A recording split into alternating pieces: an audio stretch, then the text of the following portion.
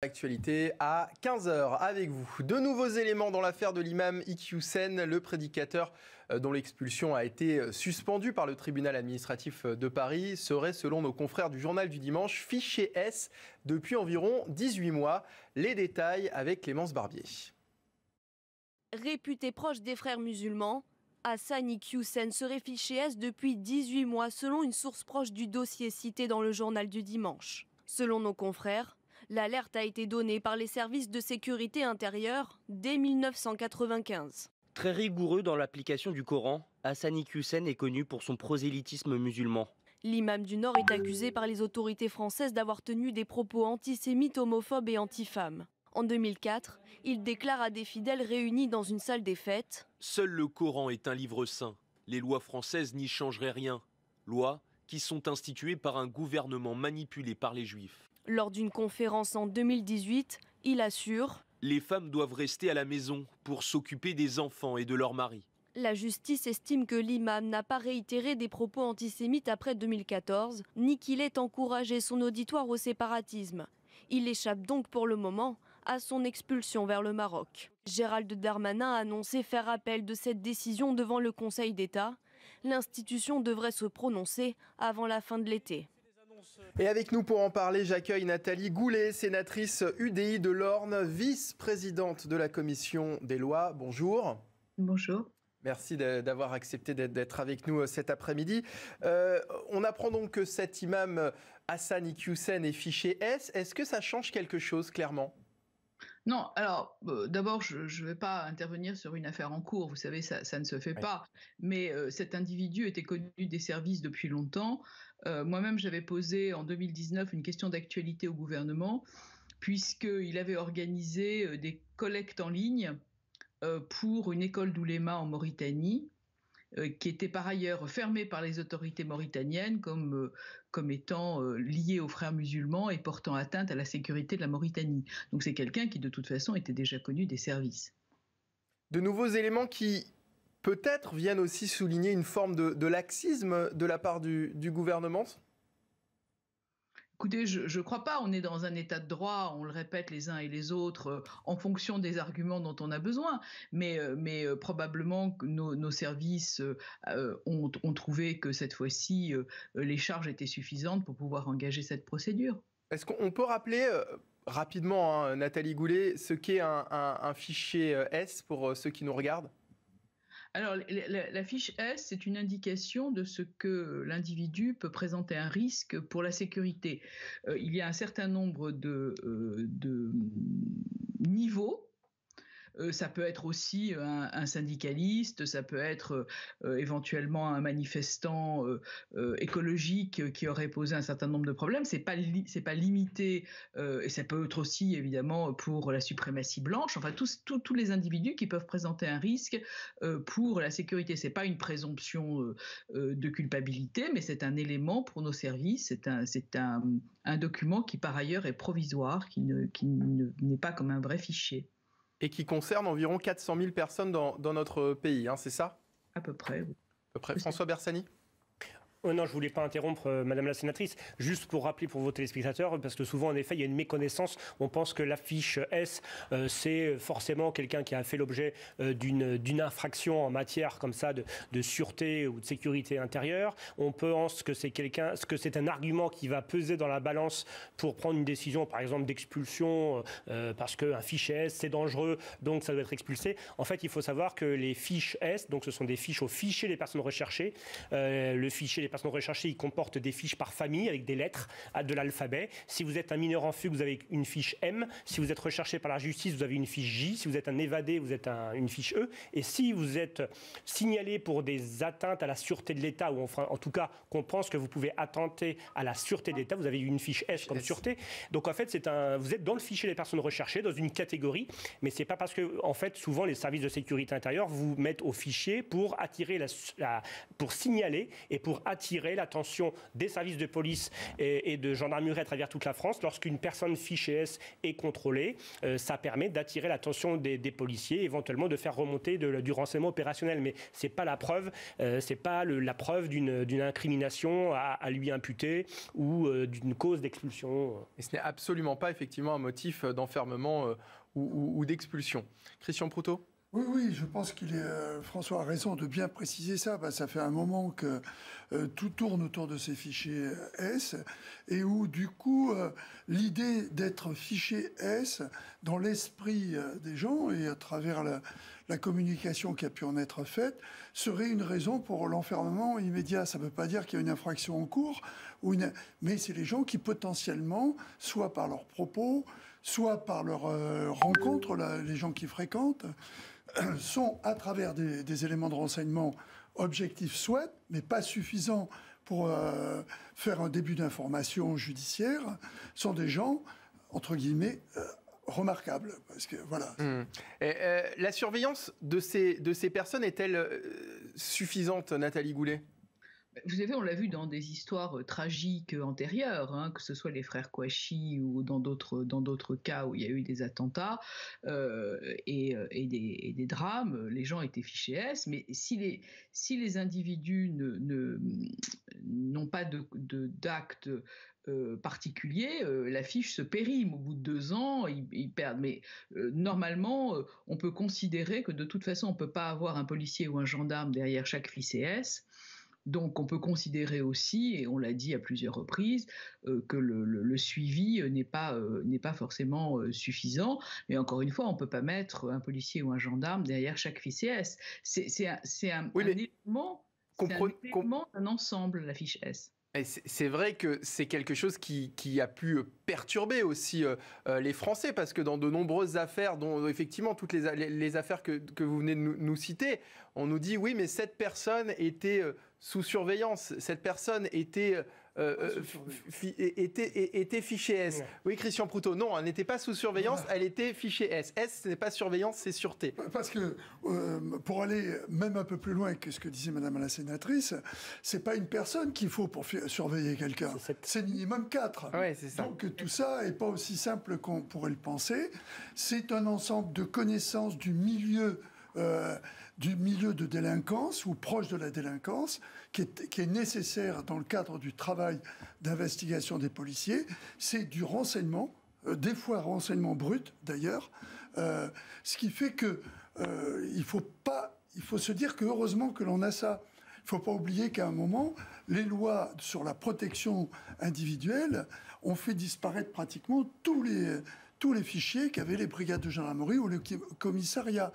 Donc c'est une centralisation de l'information qui est sous contrôle, qui permet justement d'avoir une approche de milieu pas forcément dangereux, mais délinquant ou proche de la délinquance, qui est intéressante en matière d'exercice de la police. Mais vous oubliez une chose, c'est qu'il y a des événements qui sont produits où les gens n'étaient pas fichés S.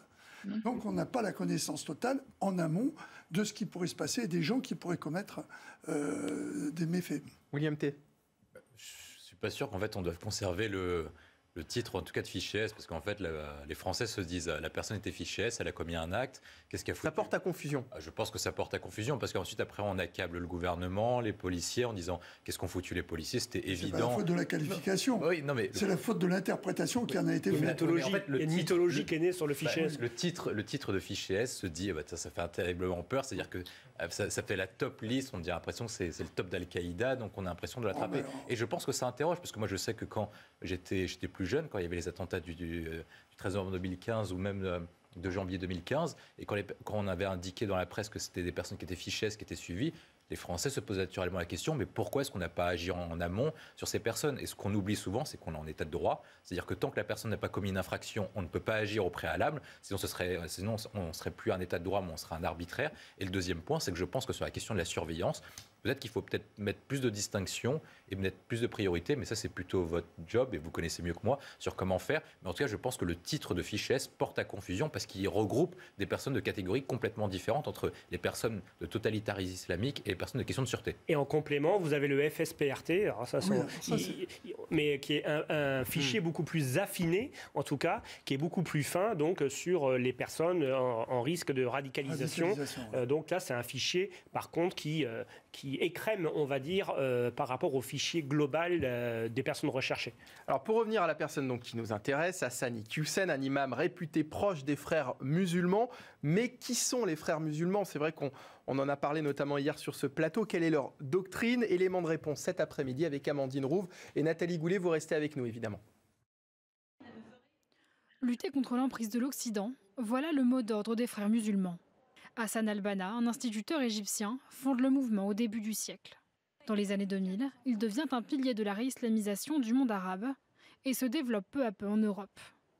Son principe, un islam politique, structuré, qui vise à établir sa domination sur les instances de l'État, sans violence. Les frères musulmans s'appuient notamment sur la taqiyya, un moyen d'intégrer l'islam à la société de façon discrète. La notion de taqiyya, qui est la dissimulation, veut dire qu'on peut avancer masqué. C'est-à-dire que pour conquérir le pouvoir, on peut utiliser tous les arguments, tout ce qui est apporté pour essayer justement de se mettre dans cette conquête du pouvoir. Donc ça veut dire utiliser les institutions judiciaires, bien connaître ces mêmes institutions dans le pays concerné, utiliser la politique aussi, se présenter aux élections et surtout essayer de noyauter tout un tas d'organisations qui vont permettre justement au mouvement de prospérer et d'asseoir son pouvoir. Institutions, organisations étatiques, mais aussi des mouvements locaux ou des associations. Aujourd'hui, le mouvement peut aussi compter sur les réseaux sociaux pour diffuser son idéologie. Certaines figures d'autorité semblent par ailleurs y contribuer, comme par exemple Tariq Ramadan, petit-fils du fondateur du mouvement et figure du monde universitaire. Lutter contre l'emprise de l'Occident, un islam politique qui vise à dominer l'État fondé sur la taqiyya, la dissimulation. Nathalie Goulet, les imams proches des frères musulmans sont-ils nombreux en France ? Oui, ils sont nombreux, mais si vous attaquez la question des imams, on va tomber sur un sujet que nous avons abordé à très nombreuses reprises et qui pose un problème en raison de notre structure de législation, c'est la formation des imams. Comment est-ce qu'on les forme? Comment est-ce qu'on contrôle les prêches? Comment est-ce qu'on a... Est-ce qu'il faut? Parce que vous savez qu'en raison évidemment de la loi de 1905, l'État ne peut pas intervenir dans les religions, ni l'islam, ni les autres religions. Voilà. Mais l'islam est arrivé un peu plus tard en France que Napoléon. Il n'y a donc pas de consistoire, il n'y a pas ces écoles de formation en France, ou en tous les cas elles sont très insuffisantes. Et la question que vous posez, évidemment, pose un problème auquel on ne peut pas répondre complètement, qui est celle de la formation. Oui, effectivement, il y a un certain nombre d'imams qui relèvent de cette tendance des frères musulmans. Oui. Est-ce que, selon vous, il faudrait revoir cette loi de 1905 de séparation du culte et de l'État ? Non, moi je crois pas. Forcément, la loi de 1905, on a fait un rapport au Sénat sur l'islam en France. On a travaillé beaucoup sur cette question en pur, de façon extrêmement républicaine, avec un respect absolu de la loi de 1905. Ce qu'il faut, c'est que les musulmans s'organisent et organisent leur formation en France. Vous comprenez bien qu'il faut que le texte soit dans le contexte. Vous le savez en tant que journaliste, quand vous sortez une phrase d'un contexte, vous savez très bien les tsunamis, ça peut provoquer. Bon, nous on a eu en audition, si vous avez une minute, je vous raconte. Moi, j'ai rapporté cette commission d'enquête avec cette mission d'information avec mon collègue d'Alsace, précisément à cause du Concordat. On avait deux visions de la loi applicable en France. Nous, on a eu un formateur d'imam qui nous a dit, alors voilà, la polygamie c'est permis, mais pas en France. C'est-à-dire le texte dans le contexte. Par exemple, c'est un exemple qu'il a cité volontairement excessif.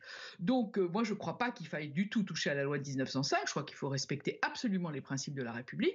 Mais je crois que les musulmans doivent s'organiser. Ça fait longtemps qu'ils essayent, et notamment sur la formation des imams, ce qui pose évidemment des problèmes, puisque les imams qui sont en France sont à 98% formés à l'étranger. Qu'ils soient détachés, c'est-à-dire que ce soit des imams des pays étrangers qui viennent en France, ou alors que ce soit des Français qui aillent se former à l'étranger. C'est une situation qui ne peut pas durer. William T, sur cette loi de 1905 de séparation du culte et de l'État? Il faut rappeler que la loi de 1905 a été prise pour réduire l'influence de l'Église catholique au sein du débat public. Est-ce qu'il faut faire une nouvelle loi de 1905 pour réduire le poids de l'islam politique dans le débat public? C'est une question et une réflexion qui se pose. Moi, je pense qu'à court terme, la chose la plus intéressante à faire, c'est de faire un texte pour vaincre le totalitarisme islamique. Pourquoi est-ce que je parle de totalitarisme islamique? Parce qu'en fait, vous avez un islam, notamment un islam politique, notamment des frères musulmans, qui essayent de prendre l'emprise sur la société par le bas, notamment à travers l'emprise sur les quartiers. Et pourquoi est-ce qu'on parle de totalitarisme? C'est parce qu'ils veulent tout réglementer. Aussi bien les pouvoirs publics, nos relations politiques, mais même la question de la vie privée et ce qu'on doit faire dans le cadre de notre vie privée. C'est pour ça qu'on parle de totalitarisme conquérant. Pour ça, il y a plusieurs solutions. Et il faut d'abord mener une politique extérieure qui soit claire, c'est-à-dire qu'il faut être clair vis-à-vis des pays qui veulent commettre de l'ingérence chez nous, à commencer par la Turquie de Erdogan, de certains pays du Maghreb et certains pays du Golfe, en disant que si par cas vous voulez mener une politique d'entrisme chez nous, eh ben vous auriez des sanctions diplomatiques, économiques et même financières contre votre pays en question.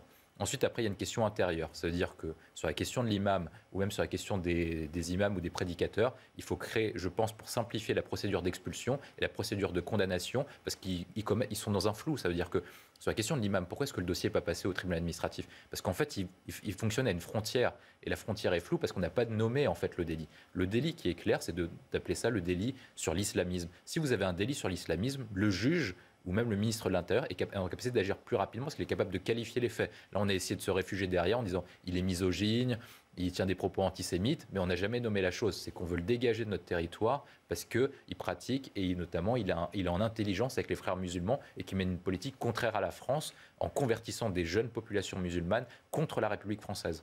Alors les frères musulmans, justement, on en parlait dans le sujet d'Amandine Rouvre il y a un instant, de nombreux pays considèrent les frères musulmans comme une organisation terroriste. C'est le cas de l'Autriche, de la Russie, de l'Arabie Saoudite ou encore des Émirats Arabes Unis. Pourquoi la question ne se pose pas chez nous? Je vous pose la question, Nathalie Goulet. Pourquoi elle ne se pose pas chez nous? Parce qu'il faudrait une liste européenne des organisations terroristes. On a quand même du moment de l'interdiction. Mais comme on le répète, on est un État de droit. Aujourd'hui, les frères musulmans sont évidemment dans le viseur à très nombreuses reprises, notamment la question de leur financement. Et là, je rejoins très, très partiellement ce qui vient d'être dit. On sait très bien que les frères musulmans sont financés par le Qatar. On sait très bien que le cheikh Haradawi, qui est leur mentor, est protégé au Qatar. On sait aussi qu'il dispose d'un certain nombre d'outils, dont des sites, notamment Eurofatwa, qui est un site sur lequel on peut se poser de très nombreuses questions. Donc, si vous voulez, moi, je suis évidemment pas du tout pour qu'on bouge la loi de 1905, encore moins pour créer un délit d'islamisme. On a multiplié les textes, y compris en revenant un tout petit peu sur la présomption d'innocence, puisque désormais, la préparation d'un attentat peut même être condamnée alors qu'il n'a pas encore été commis, et c'est bien heureux. Je vous assure que le Parlement est extrêmement vigilant sur ces questions et qu'on n'a surtout pas besoin de légiférer. On a besoin... Surtout pas besoin de légiférer, mais ajouter une organisation comme celle-ci dans la liste des organisations terroristes, la question peut se poser. On est nombreux à le demander, mais le débat est tellement confus désormais. Dès qu'on essaye de parler de ces sujets, on tombe sous le coup de l'islamophobie, ce qui n'est pas le cas. Je pense que là, on a un très très gros problème, et c'est pas faute d'essayer de le décrypter et de le combattre. Très sincèrement, le Parlement fait son travail, et de ce point de vue-là, on a beaucoup et toujours soutenu nos services de sécurité qui en savent en général un peu plus que nous sur ces questions, et pour lesquels il faut des moyens. Voilà. Mais la clé, à mon sens, c'est aux musulmans de s'organiser, parce que c'est une poignée de musulmans intégristes, de frères musulmans, etc., qui finalement portent l'opprobre sur l'ensemble de nos concitoyens, alors que l'islam a tout à fait sa place dans la République. Donc vous voyez, c'est un débat qui est quand même très, très délicat. C'est un débat qui est très délicat. Christian Proutot, c'est intéressant ce que nous dit Madame la sénatrice, notamment sur cette question qui est délicate parce qu'on peut être rapidement taxé d'islamophobe. Mais une organisation telle que celle des frères musulmans pose aujourd'hui clairement problème. Non, mais elle pose d'autant plus problème que moi, selon mon point de vue, c'est un islam à vocation politique.